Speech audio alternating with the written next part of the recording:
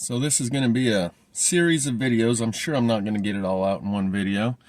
And I'm not going to try to compress the information the way I usually do and the way that I appreciate when others do.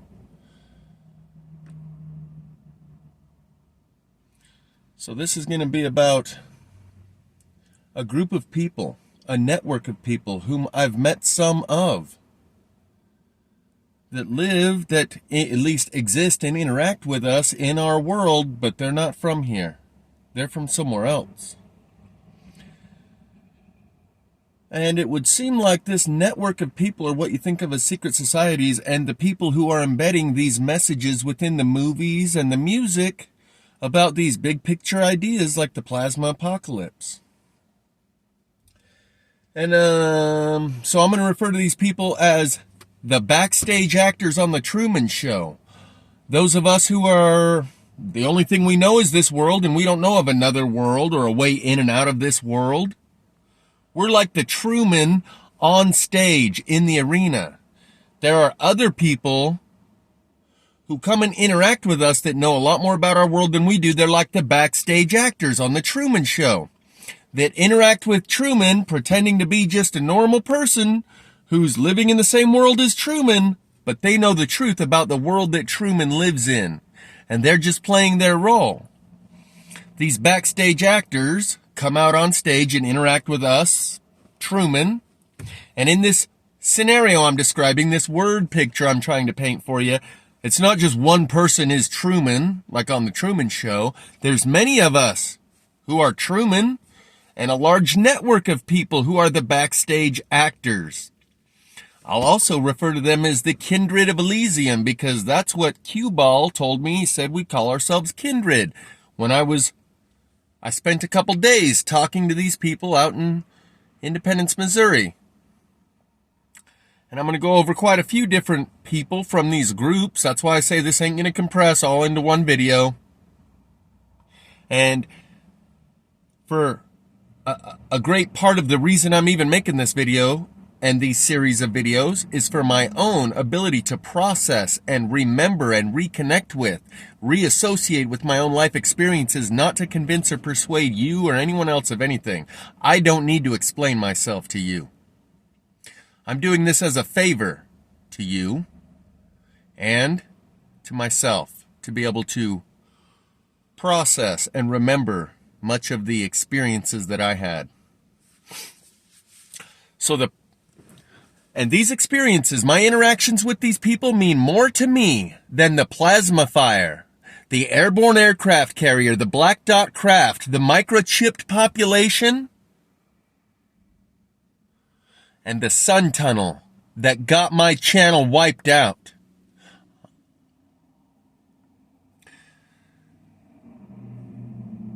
These things I would have tried to, upon many occasions, reinterpret my own life experiences, redescribe, redefine my relationship to those experiences as maybe they were in my head. Maybe I did misinterpret some of those things. Maybe it seems like a supernatural force was orchestrating and coordinating these things. But maybe it can be explained within the bookends of known reality. I surely would have done that if it weren't for my interactions with these people, which proves to me, A, the spirit that led me to independence through that process wasn't just in my head, and there is a network of people who are also coordinating and orchestrating their efforts and their actions with this unseen force that we might just call Holy Spirit. Or we can call it targeted individuals and gang stalking. In order to give you a concept to understand these experiences that I'm going to describe, that would be one of the ways that you might be able to understand or describe or define or explain these interactions that I had with these people. Is through, it's a gang stalking network. You know, where the gang stalkers, like some sort of shady organization from the government or private corporations, stalk targeted individuals. But what do they do to them? Well, they do stuff like leave trash on your lawn or come into your house and rearrange shit in such a way that you'll notice, like they put your TV on your couch So when you come home, you see the TV's on the couch and you're the only one with a key to your apartment. You know someone's been in here, but if you report it, you sound crazy. You call the police, you make the report, they're like, well, so did something get stolen? Well, not that I can see. It doesn't look like any of the valuables are missing. Did they break the entry? How did they break in? Well, I don't see any signs of forced entry. You sound crazy when you start to report these things, but there's many people who have reported such things, and the phenomenon, if you will, is known as gang stalking of targeted individuals. But when you think about it, so what are these gang stalkers trying to do anyway? Oh, well, they're just trying to fuck with your head, and it's a psychological operation to drive you mad. Or they're trying to get your attention, so you do know that there is a network of people who are interacting with you in subtle ways that are just enough to get your attention, but not enough to leave you with any proof of the existence of this network of people. I interacted with people directly. To that point, I will reference 2 hats, a pair of sunglasses, and a Eeyore.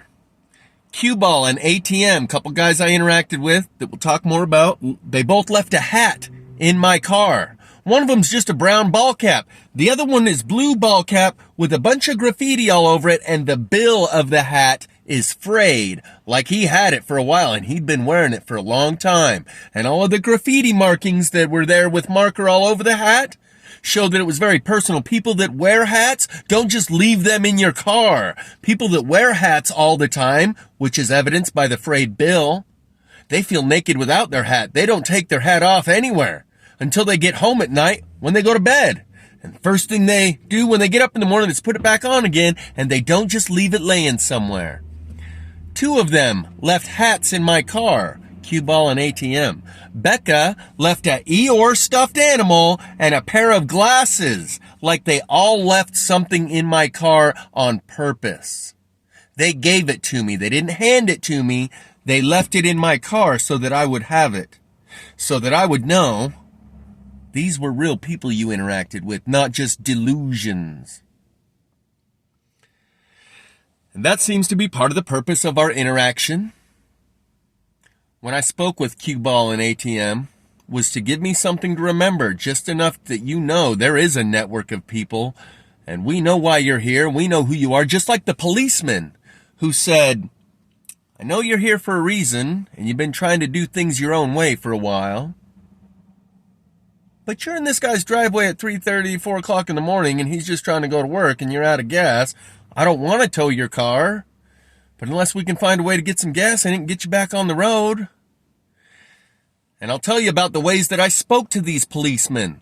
Most cops would have checked me in 5150 and said, I've got everything you said right here on my body cam. Repeat the things you said to this psychologist back at the department and we'll get you the help you need, because you're a danger to yourself and others. You just told me you don't know what led you out here. You came out here with all your valuables in your car, and you told me you dropped them off in some parking lot. And when I asked you where, you said, I don't even know if it was an apartment complex or an office complex.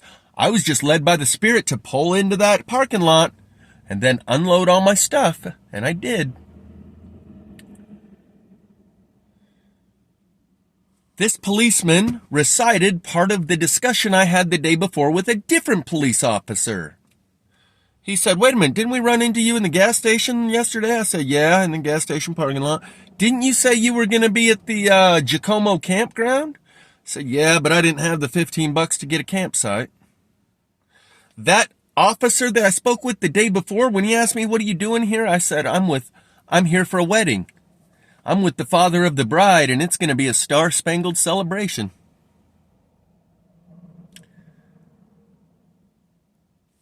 The cop the next day referenced that conversation I had with the first police officer.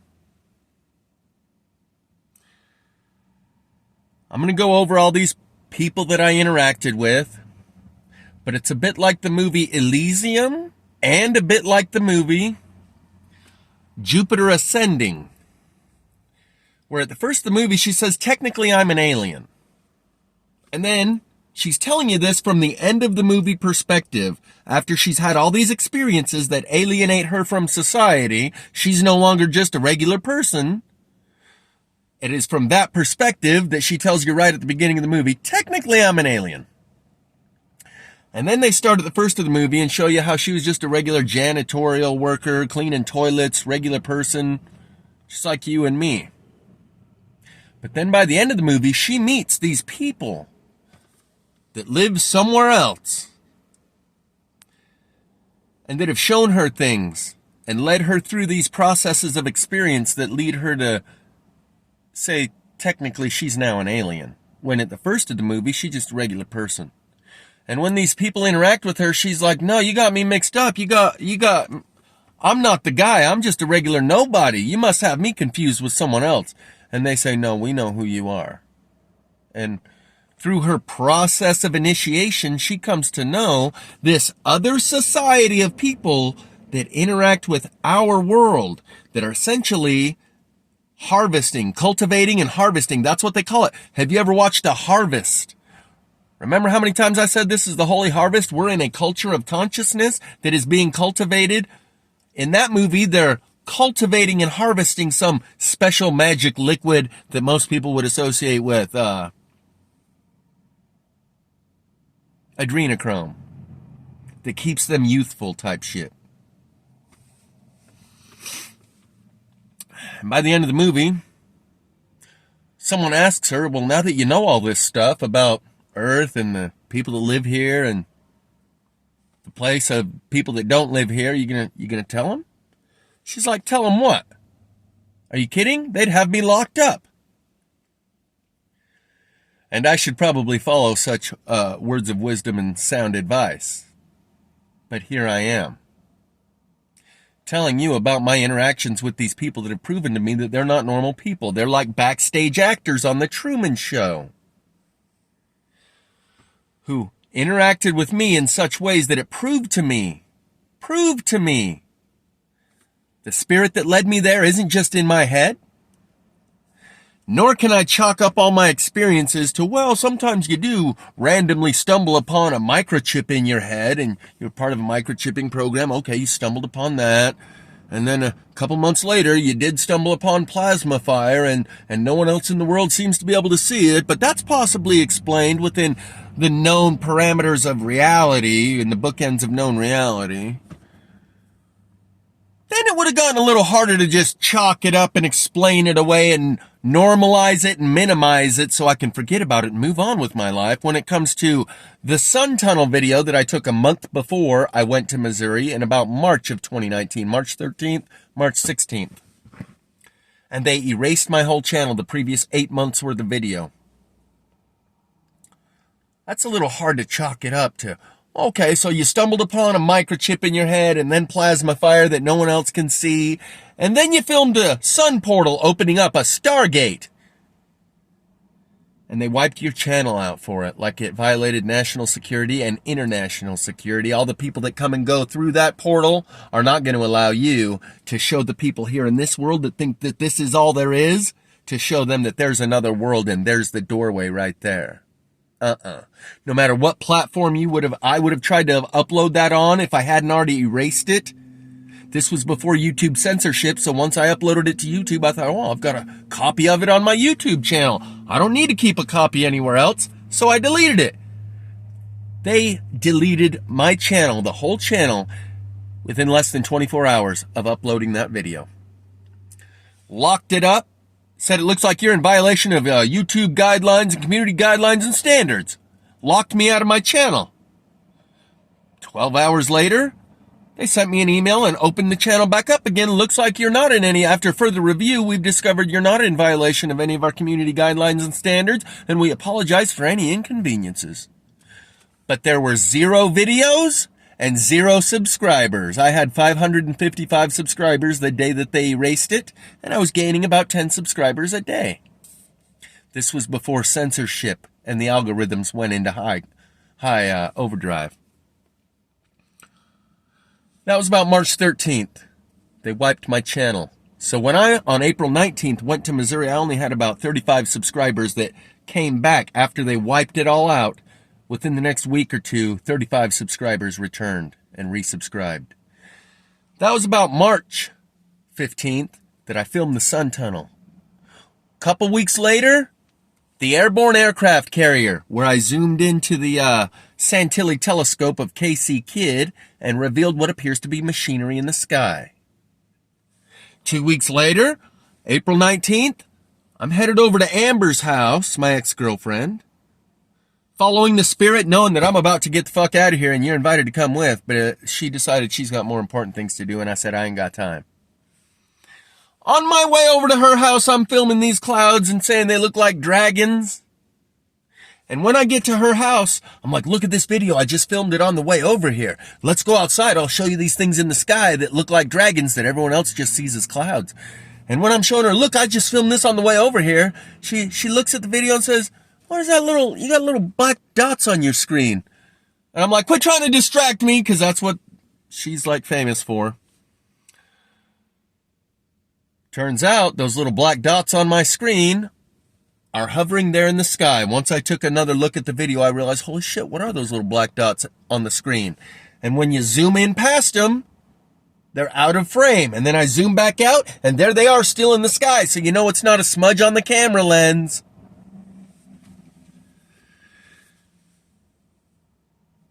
Sun tunnel, March 16th. Airborne aircraft carrier, 2 weeks later. Filming these dragons in the sky, these cloud dragons in the sky, and Amber points out these little black dots.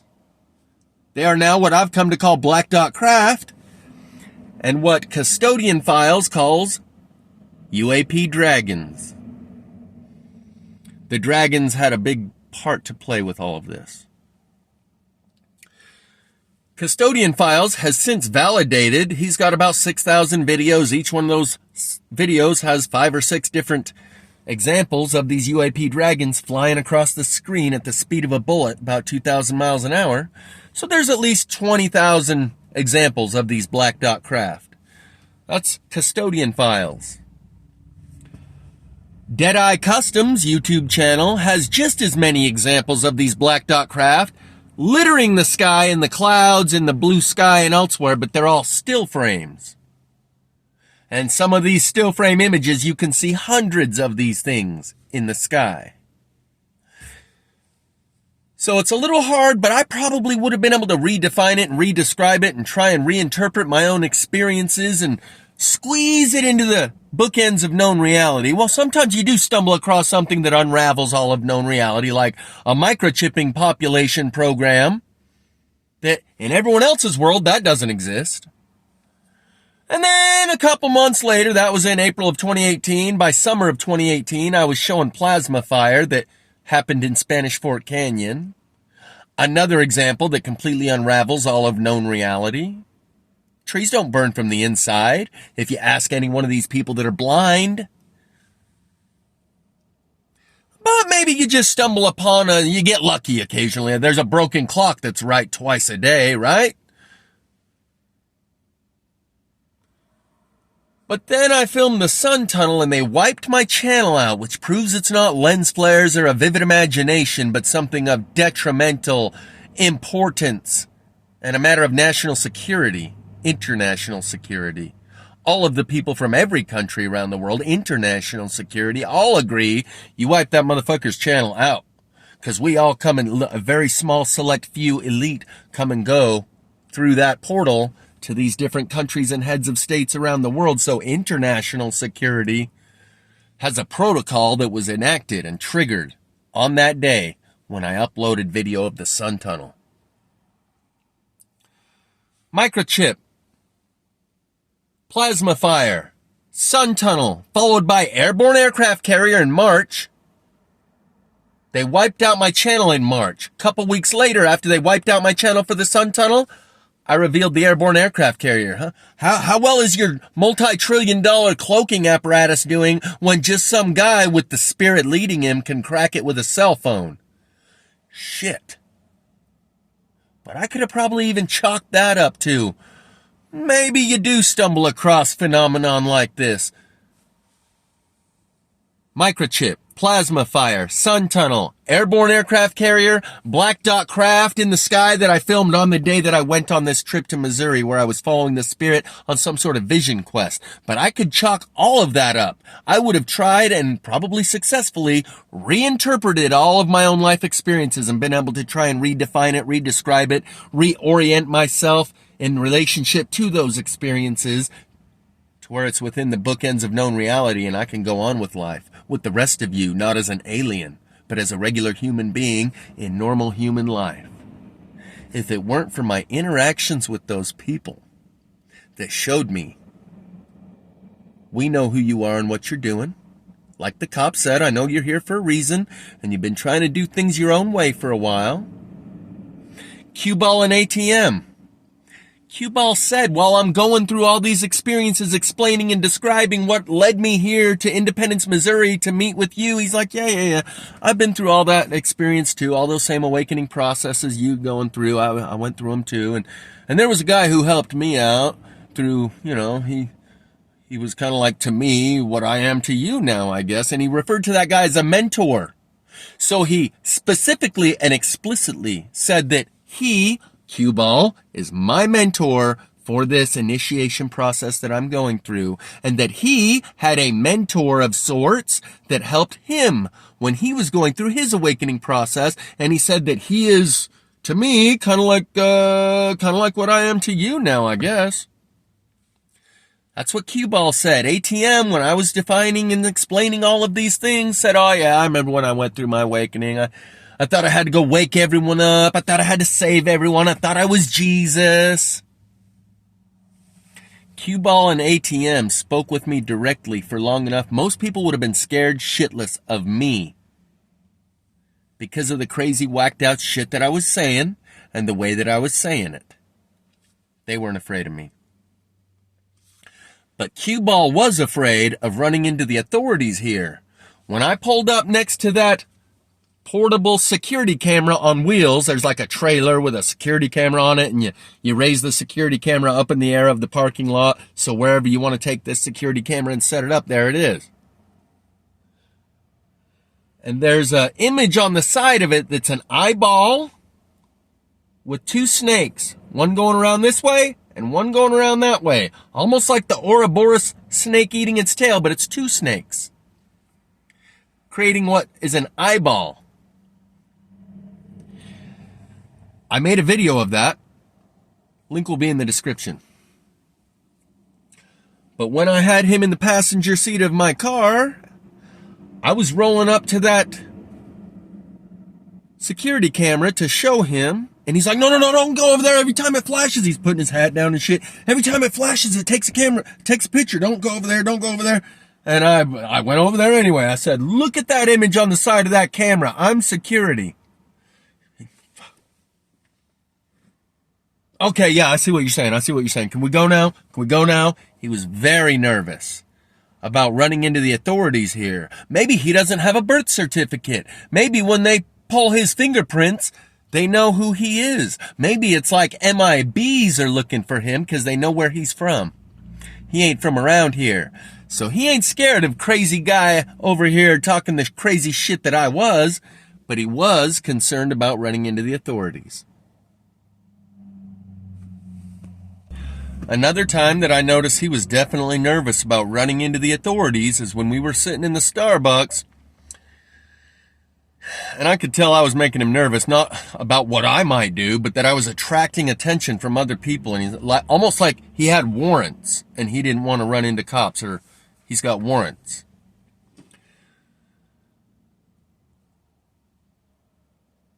When I got up and started pointing at some shit on the wall where I could see imagery within the picture, and he's like, fuck, dude, stop, don't, fuck. And that's when he got up. He's like, all right, QBall816 on all social media. I'll see you. Let me know. Get a hold of me if you need to. See ya. The way I met these guys is when I got to, and I didn't even know where I was going. That's the thing. This spirit led me there. You can interpret this and explain it as gang stalking, where there's some network of people that are tracking and monitoring my movements. So even though I didn't know where I was going when I left Utah until I got halfway there, and then I realized Independence, Missouri is where I'm going, and I didn't realize it. It was given to me. So I didn't even know where I was going. How could I run into this network of people like the ladies of Elysium that I'll explain? I've explained this all before. The ladies in the truck that said, just come with us, baby. Let's go have a good time. And I said, no, I got to go get these kids back to the garden. She said, I got the kids. Don't you worry. We got the kids. We went back and forth with this 2 or 3 times. I got to go get the kids. Don't worry. I got the kids. She tells me to get out the car, shows me her kids in the back of the truck. I said, that's great that you got those kids, but I got others I got to go get. All right. Give me your phone number. We'll talk to you later or something. I'll tell you more about them in a moment. Cue Ball and ATM, the way I met them was at a Starbucks in the parking lot near the Walmart, in the same parking lot as the Walmart in Independence, Missouri. ATM's sitting on the chairs outside, and somehow I sit down next to him, and he breaks open a conversation. So, hey, look at this. And he shows me a baseball card. He's like, got this from my grandpa, tells me a few of the stats about the card. These are backstage actors on the Truman Show. And at that point, I'm the Truman that they're giving just enough interaction with that later on in your life, once you've regained and returned to your senses right now, you're a loose cannon. If I was in my senses at the time, I would have asked a lot of more questions about a lot more details about some of the things they told me and the reason they're even interacting with me the way they are. Like, who the fuck are you and what do you know about me? And why are you interacting with me like this and having this conversation with me when this same shit that I'm saying would scare the fuck out of any other person around here? But I didn't. Anyway, so that's how the conversation started with me and ATM. As he shows, hey, check this out. Look at this baseball card, man. I got it from my grandpa, blah, blah, blah. What brings you here? What are you doing here? And so we go back and forth after about 5 minutes of me being just as open and honest as I was being at the time. He's like, man, you should meet my homeboy Q-Ball. You and him, you would hit it off. You'd have a conversation like no other. Yeah, you should definitely meet my homeboy Q-Ball. He knows all about that shit you're talking about, and you and him would really hit it off. I was like, okay, maybe I'll see you around sometime. We didn't make a plan, but the next day I see ATM sitting there at the same Starbucks. And right next to him is sitting some other guy, and I walk up, he says, hey, this is my homeboy Q-Ball I was telling you about. Hey, what's up, what's up? And at some point, I'm saying the same stuff to Q-Ball as I did to ATM the day before, that I'm on some sort of journey, mission. I don't know what the fuck I'm doing here, how I got here. I'm just following the spirit. And at one point, I remember, so this isn't going to go in sequence of how things went. I'm going to give you little pieces of things that I remember, and that's why this is going to come in different videos, because surely after I push stop on this video, I'll remember something else that I wished I would have included. But at some point during my first conversation there with ATM and Q-Ball at the Starbucks, ATM turns to Q-Ball, says, yeah, he don't know about Killer City. I said, what don't I know? Tell me about it. He's like, just that it ain't like no Kansas, like Dorothy and Toto and the Wizard of Oz. A lot of people come here thinking that shit, and they don't know this city's full of killers, straight up cold, stone cold killers. I was like, okay, well, I'll keep that in mind. It's been 30 minutes we're going on. I got to go get my laundry out the washer and out the dryer. So we'll continue this in another video.